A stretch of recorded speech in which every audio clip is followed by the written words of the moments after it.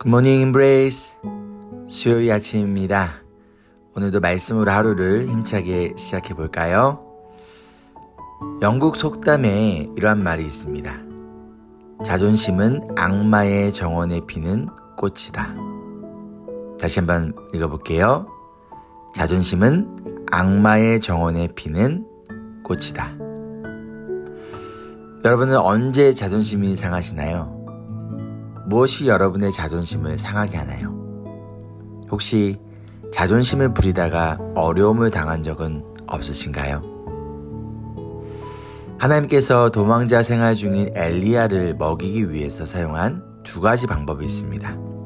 첫 번째가 까마귀였고요. 두 번째가 사라밧 과부였어요. 먼저 열왕기상 17장 4절 한번 읽어볼게요. 그 시냇물을 마셔라. 내가 까마귀에게 명하여서 내게 먹을 것을 날려다 주게 하겠다. 까마귀는 어떠한 동물일까요? 레위기 11장에 보면 까마귀는 부정한 짐승으로 분류가 되었어요. 먹지도 말고 피해야 하는 동물이죠. 그런데 지금 선지자인 엘리야가 율법에 따르면 부정한 동물인 까마귀가 가져다주는 음식을 먹고 살아야 되는 거예요. 그럼 까마귀가 음식을 어떻게 가져올까요? 입으로 물거나 아니면 발로 움켜져서 가져오겠죠? 즉 부정한 동물이 만진 음식을 먹어야 하는 거예요. 두 번째로 하나님께서는요, 엘리야에게 음식을 공급해 주도록 한 사람이 사라밧 과부였어요. 17장 9절이에요. 이제 너는 시돈에 있는 사르밧으로 가서 거기에서 지내도록 하여라. 내가 그곳에 있는 한 과부에게 명하여서 내게 먹을 것을 주도록 일러두었다. 지금 이스라엘의 선지자에게 바알 신을 섬기는 나라에 살고 있는 가난한 과부에게 도움을 받으라고 하는 거예요. 여러분 한번 생각해 볼까요? 여러분이 엘리야라면 마음이 어떠시겠어요? 엘리야의 입장에서 보면 참 비참하고요. 처량하지 않을까요? 선지자로서의 자존심을 완전히 내려놓아야 하지 않을까요? 그러나 하나님은요, 이렇게 까마귀를 통해서 그리고 이방 과부를 통하여 엘리야를 먹이세요. 그럼 하나님은 왜 하필이면 부정한 짐승인 까마귀와 이방 과부를 통해서 하나님의 선지자를 먹이기로 결정하셨을까요? 혹시 까마귀 말고 다른 동물은 없었을까요? 이방 과부보다 더 괜찮은 상황에 있는 사람은 없었을까요? 엘리야가 도움을 받아도 마음이 편한 사람은 없었을까요? 지금 하나님은요, 엘리야의 자존심을 내려놓게 하십니다. 지금 겸손의 훈련을 하고 계세요.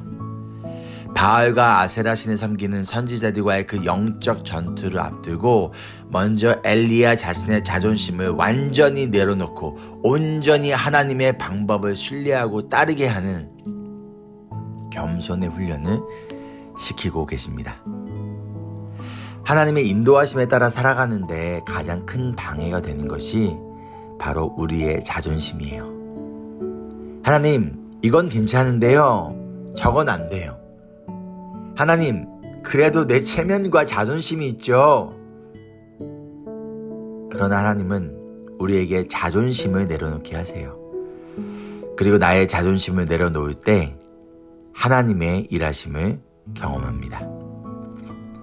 열왕기 하 5장을 보면요, 시리아 왕의 군사령관인 나아만 장군이라는 사람이 나와요.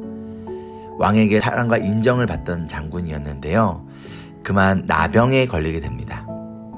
그런데 시리아가 이스라엘을 공격했을 때 잡아온 어린 소녀가 나아만 집의 종으로 있었어요. 그런데 이 소녀가 주인에게 사마리아에 있는 선지자를 만나게 되면 그분이 장군의 나병을 고칠 수 있을 것이라고 말해줍니다. 이 말을 듣고 나아만 장군은요, 이스라엘로 직접 찾아가 이 선지자를 만나요. 그럼 이 선지자가 누구일까요? 엘리야의 제자인 엘리사입니다. 그런데 엘리사는요, 자신에게 찾아온 나아만 장군을 만나지도 않아요. 그냥 문 밖에서 자신의 종을 시켜서 요단강에 가서 7번 몸을 씻으면 나을 것이라고 말합니다. 나아만은요, 화가 나서 이렇게 말합니다. 열왕기하 5장 11절이에요. 적어도 엘리사가 직접 나와서 정중히 나를 맞이하고 주 그의 하나님의 이름을 부르며 상처 위에 직접 안수하여 나병을 고쳐주어야 도리가 아닌가. 그리고 화가 나서 돌아가려 합니다. 그러자 왕의 부하들이 장군에게 말하기를 13절입니다. 장군님, 그 예언자가 이보다 더한 일을 하라고 하였다면 하지 않으셨겠습니까? 다만 몸이나 씻으시라는데, 그러면 깨끗해진다는데 그것쯤 못할 까닭이 어디에 있습니까? 이 말을 듣고 나아만 장군은요, 자신의 자존심을 내려놓고 엘리사가 시킨 대로 요단강에 몸을 7번 씻습니다. 그 결과 나병이 깨끗이 낫게 돼요. 이것뿐일까요? 성경에는 여러 차례 이와 비슷한 사건들이 등장합니다. 자존심을 내려놓고 하나님의 방법에 순종하였을 때 하나님의 일하심을 경험하게 됩니다. 야고보서 4장 6절에 말씀하기를 하나님은 교만한 자를 물리치시고 겸손한 자에게 은혜를 베푸십니다. 아멘.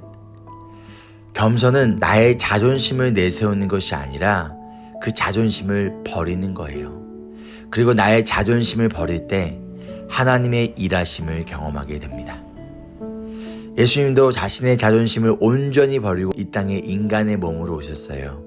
자기를 낮추시고 십자가에 죽기까지 순종하셨습니다. 그 결과 우리가 구원을 받았어요. 사랑하는 여러분, 지금은 자존심을 부릴 때가 아닙니다. 지금은 자존심을 버릴 때입니다. 그리고 우리가 자존심을 버릴 때 하나님의 자존심이 세워지고 그런 우리에게 하나님께서 그분의 은혜를 베푸실 줄 믿습니다. 아멘. 적용 질문입니다. 첫째, 여러분이 받아들일 수 없는 상황과 이해할 수 없는 하나님의 방법은 무엇인가요? 둘째, 하나님은 이 시간을 통해 우리에게 버리기 원하시는 자존심은 무엇인가요? 함께 기도할까요? 사랑과 은혜가 풍성하신 주님, 까마귀와 사르밧 과부를 통하여 선지자 엘리야를 먹이시고 나아가 그를 영적으로 훈련시키시며 그를 하나님의 나라를 위한 위대한 사역을 위하여 준비시키신 하나님께서 우리의 자존심을 낮추게 하시고 그 시간을 통하여서 하나님의 은혜만을 붙들고 경험하게 하시는 하나님의 놀라우신 섭리를 이 시간 바라보며 나아갑니다. 우리 사랑하는 성도님들, 오늘 하루의 삶 가운데서도 그리고 매일의 삶 가운데서도 부르심받은 학교와 가정과 직장에서 그리고 교회에서 우리의 자존심을 내려놓고 하나님의 자존심만을 높이며 나아가는 우리 모두 되기를, 그런 우리에게 하나님께서 크신 은혜를 베푸시리라 믿으며 살아계신 예수 그리스도의 이름으로 기도합니다. 아멘.